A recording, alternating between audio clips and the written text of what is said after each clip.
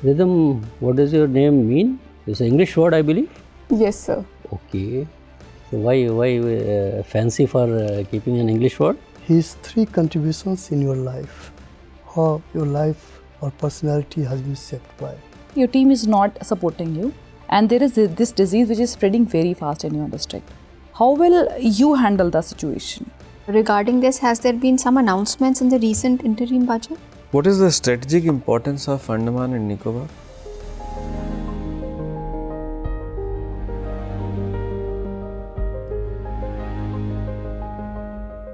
May I come in, sir? Yes, come in. Good afternoon, sir. Good afternoon. Good afternoon, sir. Please be seated. Thank you, sir.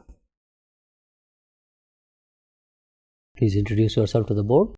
Sir, I'm Rhythm Anand. I'm born and brought up in Delhi. I did my bachelor's from Maulana Azad Medical College.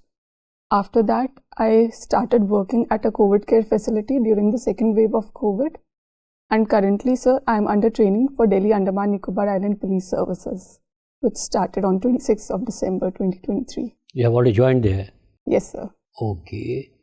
Rhythm, what does your name mean? It's an English word, I believe. Yes, sir. Okay. So why fancy for keeping an English word? So it means a regular pattern. My mother named me Rhythm because of the significance rhythm has. So it is essential for our body. Our heartbeat has a rhythm. In nature, we see day and night have a rhythm, seasons have a rhythm. And so to achieve our goal, we must be in a rhythm. Okay. Now you tell me, Rhythm, you are basically a doctor. Why did you choose a career in civil services? So during my internship, I always tried to look patients holistically and not just at the diseased part. So that motivated me to join civil services, which will provide me a platform where I can work at preventive level and at multiple domains touching human life. And sir, civil services is a platform where the output vis-a-vis the input would be much more, considering the authority and resources at disposal. You have worked at the COVID center also. Now tell me, looking back what COVID has taught us? So COVID has taught us to be Atmanirbhar in all the requirements we have. We must have the requisite infrastructure and the manforce. So secondly, COVID has also taught us to focus on the preventive healthcare. Preventive healthcare. What do you mean by resilient healthcare? So a resilient healthcare system is one which is able to tolerate any shock. Okay. And how is promotive healthcare different from preventive healthcare? So in preventive healthcare, we try to prevent the diseases. And in promotive healthcare, sir, we try to promote a healthy lifestyle. As a doctor, do you think that government should and we should integrate traditional medicines with modern medicines? Yes, sir. Traditional medicines have their own benefits. They have huge acceptance in our society. They're cost efficient. And also our people should be able to get the benefit of all form of medical systems available, be it allopathic system or the traditional medical system, sir. Okay. You have opted for a subject like agriculture. Being a medico, why did you choose a subject like agriculture, which has nothing to do with medical science? So, agriculture forms the backbone of our society and economy. And even, sir, for health, it is essential for the nutritional aspect. It is the root of our healthcare system, sir. And, sir, agriculture has potential to solve many of our problems, be it climate change or to achieve sustainable development goals. That's why I chose agriculture, sir. Okay. Have you spent some time in the rural area, rural India? No, sir, not exactly. Then how will you understand what are the problems faced by the farmers in our country?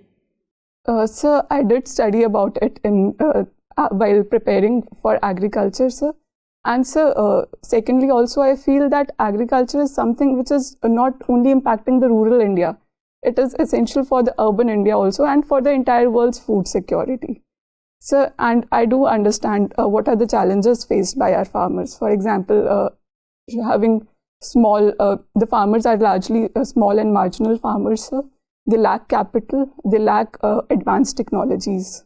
Why three specific farmers' laws.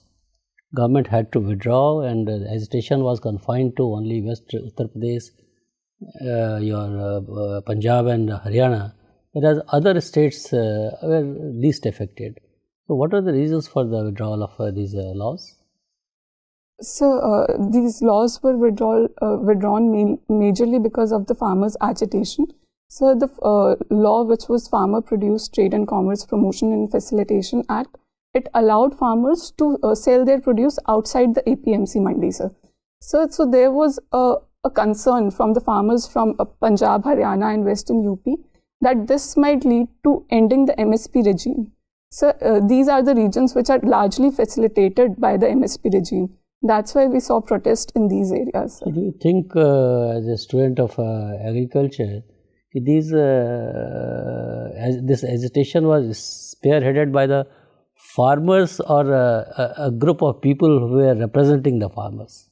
So it was largely the group of people representing the farmers. And it was because of their vested interest or keeping in view farmers' interest?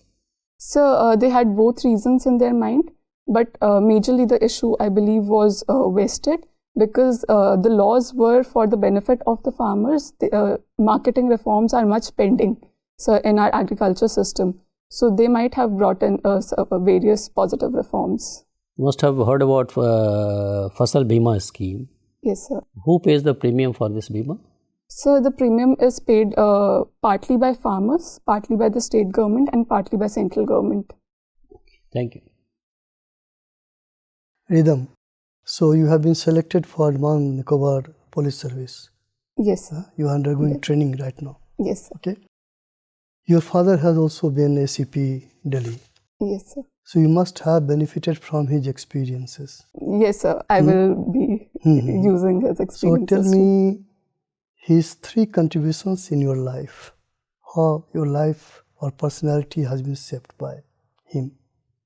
So firstly, his dedication to work. I've seen him working overnights and working even while having food. So second is his sincerity towards work. He is never late. He's a very disciplined person. And so thirdly, he has taught me to be honest and be a person with integrity. Okay, nice.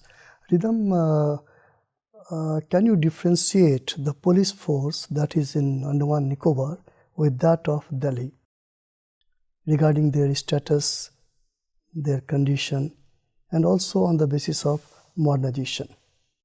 Sorry, sir, this is something I have to yet go through. I'll read about it, sir. Okay, so in Delhi, police, they are under center or state government? So police is under central government. Central government. Yes, sir. Do you agree with this? Because a number of persons have said that police should be under state government. So Delhi is the national capital territory of India, and it has the responsibility of providing security of the major presidential estate of the major areas like the parliament and also to the foreign embassies. For this reason, sir, it has been kept under central government. Okay. But don't you think that Delhi has also a state government, democratically elected state government? So keeping police out of that, sometimes it doesn't sound very good or meaningful. So otherwise law and order and police comes under state government, but in Delhi, considering the reasons I mentioned, has been kept under the central government. And sir, Delhi being the national capital is an area in which the central government and the state government must act as facilitators of each other, sir. There must be no obstruction or conflict amongst their working, sir. What about Supreme Court's judgment about that sharing of power between central state in Delhi? So even Supreme Court highlighted that both the agencies must act as facilitators. And although Supreme Court said that the state, the elected representatives forms the government and must perform their functions as per the mandated 69th Amendment Act. Rhythm, you have been junior resident and worked in that is GTV hospital, this Dilshad Garden. I have also visited that hospital, and even I'm not very happy with the infrastructure they do have. What is your opinion? So this is a challenge which is being faced by our healthcare structure, the lack of infrastructure. Recently, there was a case of a death of a prisoner because of non-availability of CT scan machine at GTB hospital.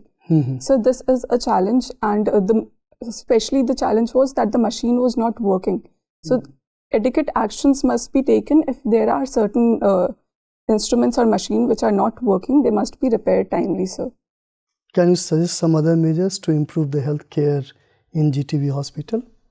So we need more manpower, and we also would have to expand the facilities because it is overburdened and overcrowded. We not only cater to the people of Delhi, but we are also catering to the people of nearby area from UP. So we need more ICU facilities also there in the area. So when you talk about more manpower, is it in the case of nurses or doctors also? So it includes both.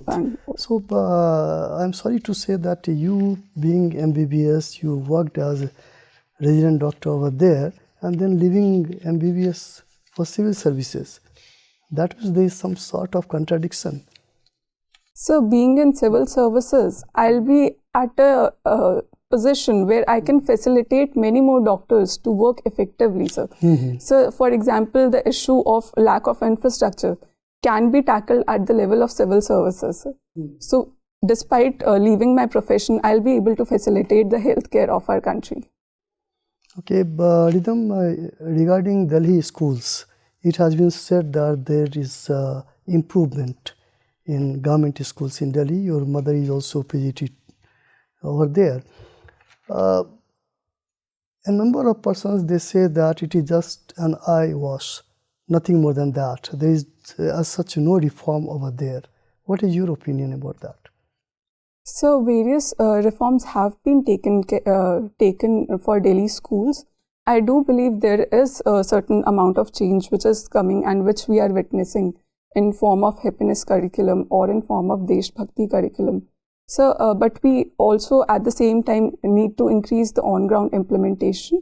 A more student to teacher connect is required, sir, so that we are not leaving any student behind. We are improving our overall result, but we also need to improve the result of every student, sir. Last question from my side. Neem tree. Yes, I just saw that neem tree plantation drive. You are very much fond of neem tree, or plantation of neem tree. Regarding neem tree, any state from India having neem tree as a state tree. Do you recollect the name of any state? Sorry, sir, I'll read about it. And what is the significance of neem plantation? So, it has multiple significances. Firstly, because of the benefits we get from the neem plantation, reducing of pollution, providing oxygen, cleaning of air. And secondly, sir, it also has cultural significances. It is attached with a positive connotation. And thirdly, also, sir, the health benefits we get from neem plantation. What is the botanical name of neem? So, Azadi Rachta indica. Okay, thank you. Rhythm, are you aware about vector-borne diseases? Yes, ma'am. Can you name some? Ma'am, dengue, malaria, filariasis, Japanese encephalitis, Kala Azar. And what about COVID? Ma'am, COVID was not a vector. COVID was right. I'm giving a situation. Suppose in your district there is this vector-borne disease that is spreading very fast, and your team has denied that we are not going to cooperate because that is gonna affect us. Right? Your team is not supporting you, and there is this disease which is spreading very fast in your district. How will you handle the situation? What steps will you take? So firstly, I'll talk with my team. I'll understand what are their challenges, what are their issues. Are they concerned about their health concerns? If they're concerned about their health concerns, firstly, I'll take measures to secure them. For example, in case of vector-borne diseases, covering our body can provide protection. Secondly, ma'am, I'll try to understand the life cycle of the vector which is causing the spread of disease. Then I'll work for eradication of vector because that forms the major control measure from our side.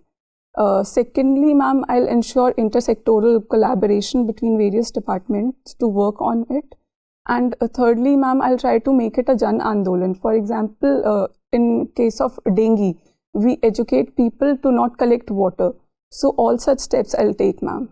Nice. Suppose you have to choose the health infrastructure in the country. So will you choose the public health infrastructure or private health infrastructure with the insurance? Ma'am, considering India's present situation, we do need both form of No, health you have to infrastructure. choose one. Ma'am, I'll choose public health infrastructure. Besides knowing the recent death that you have mentioned in your own hospital, besides that? Ma'am, currently we have not covered the entire population under the private health insurance. We have the missing middle. And ma'am, public health infrastructure also comes with accountability, which is also a concern in private health infrastructure, ma'am. So considering the present situation, I'll go for public health You will infrastructure. go for public health. Okay, are you aware about this cyber security issues which are happening in our country? Yes, ma'am. What is that? Ma'am, What are the facets of cyber security? ma'am, cyber security challenges are increasing and I'm not able Okay, exactly. that's okay. Totally fine. Okay, what steps you will take to make your this cyber attack resilient infrastructure? Ma'am, Suppose you want to save your data from the cyber attack. What steps will you take? I'll take a multi-pronged approach. Firstly, strengthening up the infrastructure for having antiviral softwares in our computers installed. Secondly, ma'am, I'll work to make the workers in my office aware about various methods or techniques which they can use to prevent any such attack and various actions which they must avoid. For example, opening an unknown link which can be a threat to our data. Okay, do we have any policy in our country right now? Yes, ma'am, we have National Cyber Security Policy 2015. Please explain on that. Ma'am, it focuses on having trained man-force to deal with cyber security attack, strengthening our infrastructure and reducing our vulnerabilities to the cyber threat. Okay, what is golden hour in this context? Sorry, ma'am, I do not know in terms of Okay, cyber. then you must be heard about Chat GPT.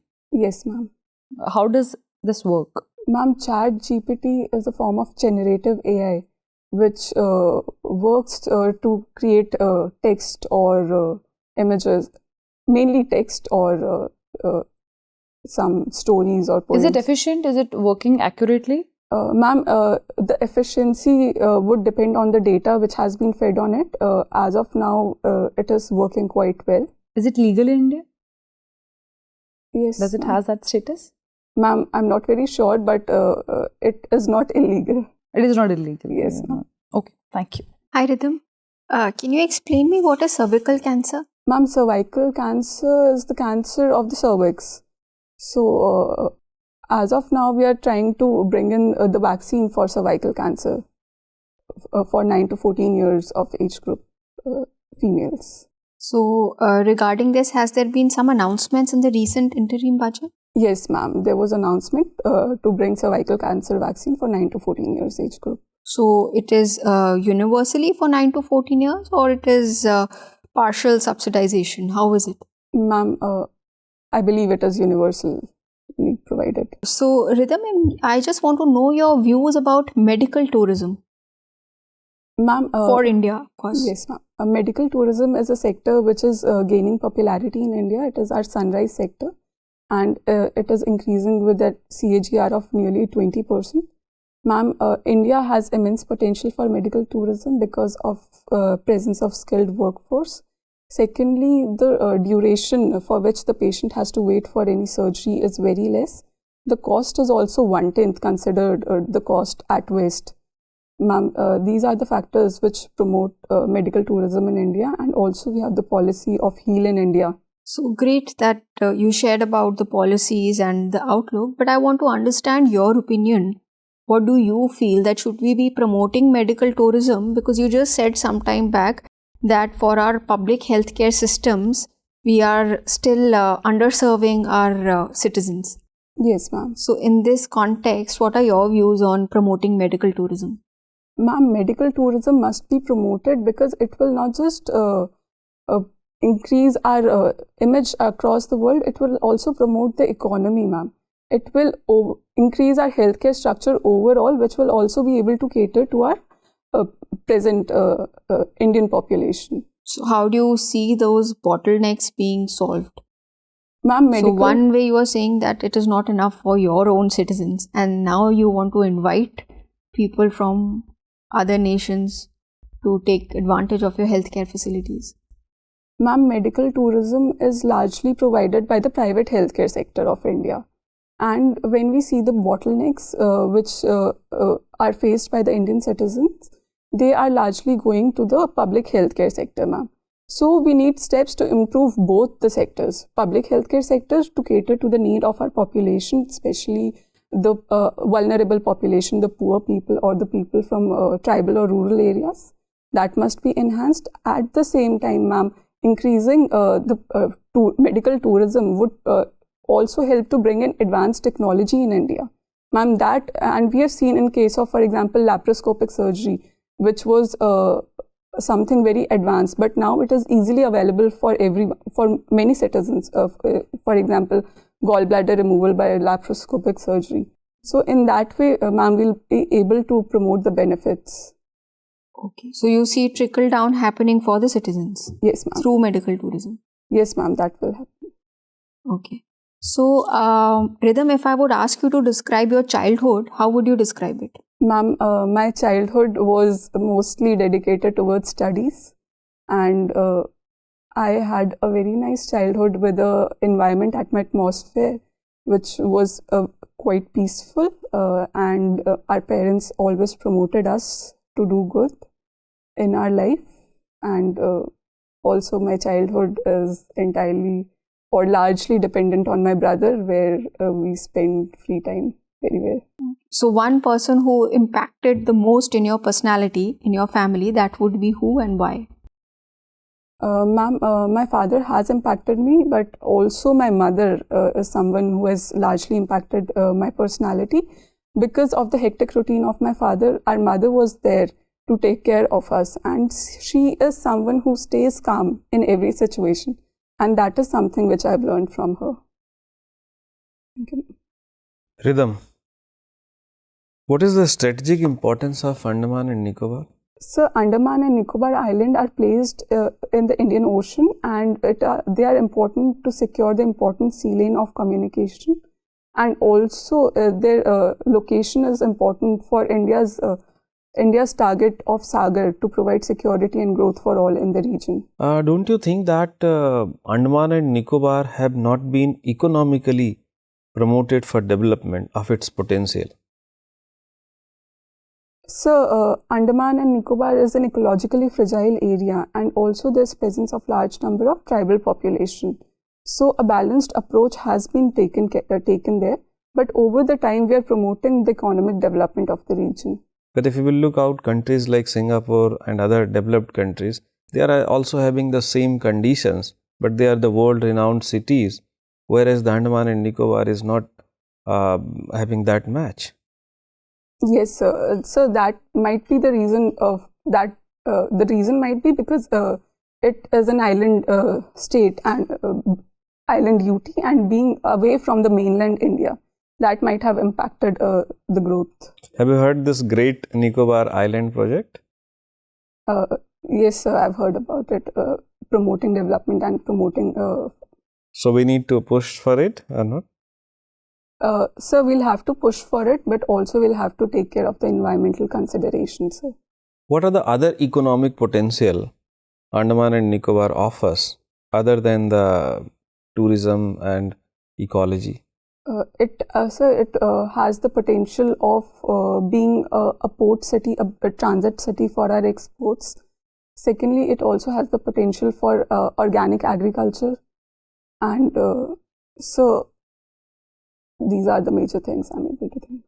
Okay. Agriculture is having a great potential over there, and of course the developing it as a city and infrastructure development. Delhi is suffering almost whole of throughout the country. Most of the urban areas facing issue of pollution, but Delhi's pollution issue is something which you will find every time throughout the news. What are the main issues related to this pollution? So high AQI in Delhi is a concern, and the reasons for it is the construction activities which are taking place in the entire Delhi. Secondly, sir, the vehicular pollution, and thirdly, the pollution from the thermal power plants in Delhi and in the neighboring region. And also there is an issue of stubble burning, sir. When we take the airshed approach, the stubble burning in the nearby states become a concern. Agriculture is also your optional. So from the agriculture, that perspective, what could be some suggestions to sort out this problem of stubble burning?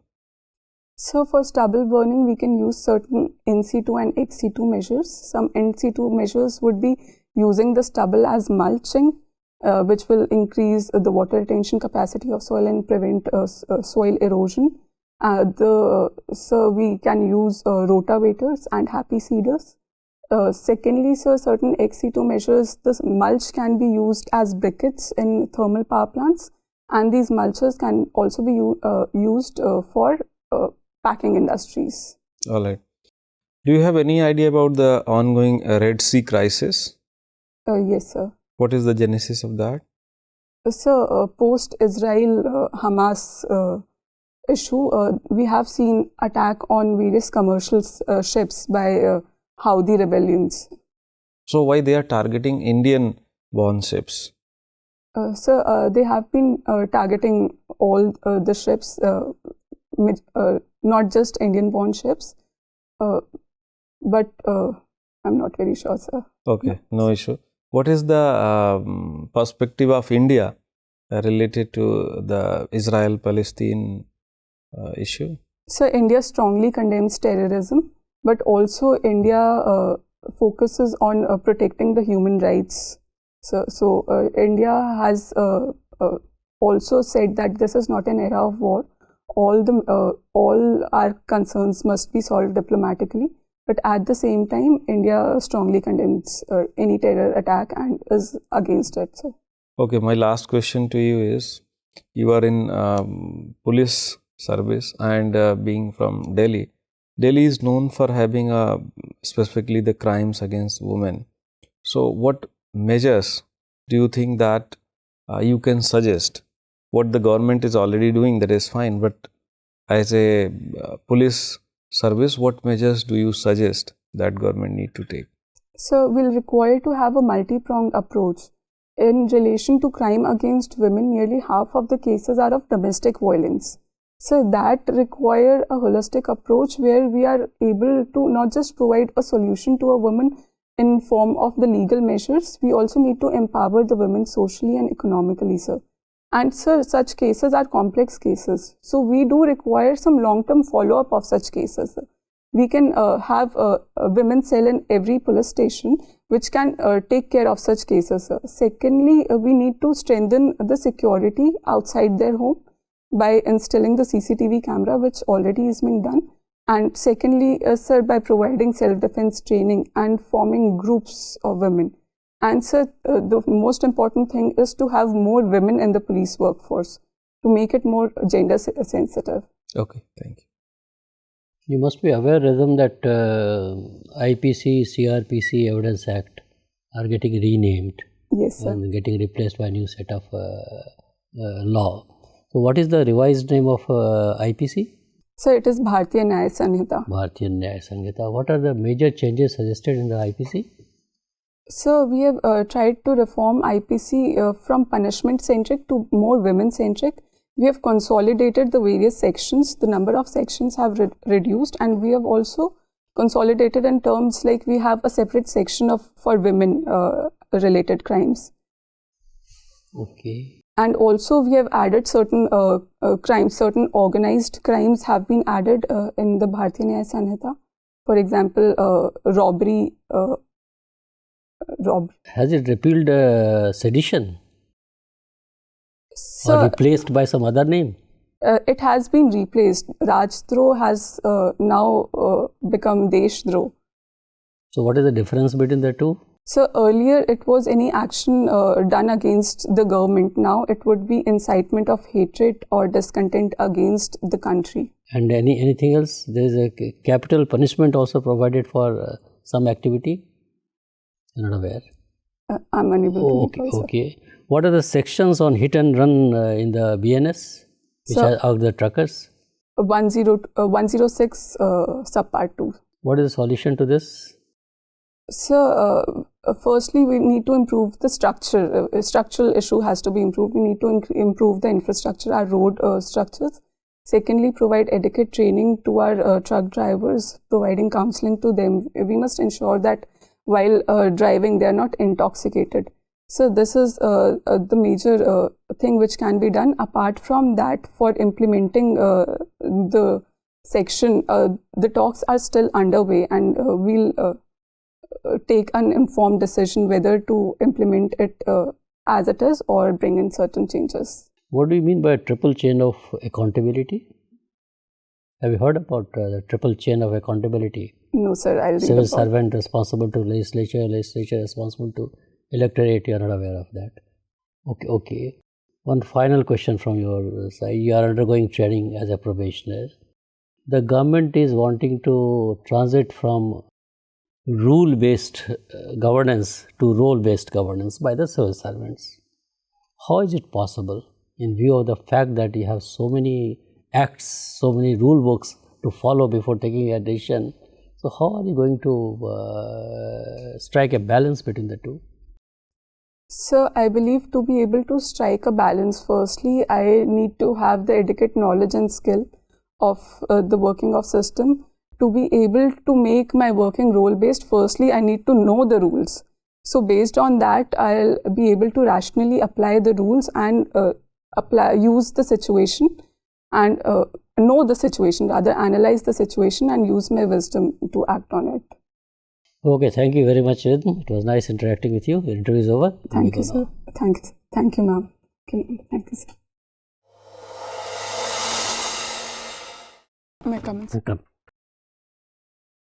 Sit down, Rhythm. When is your interview, Rhythm? 15th of February. Oh, 15th itself. Okay. Which attempt is this?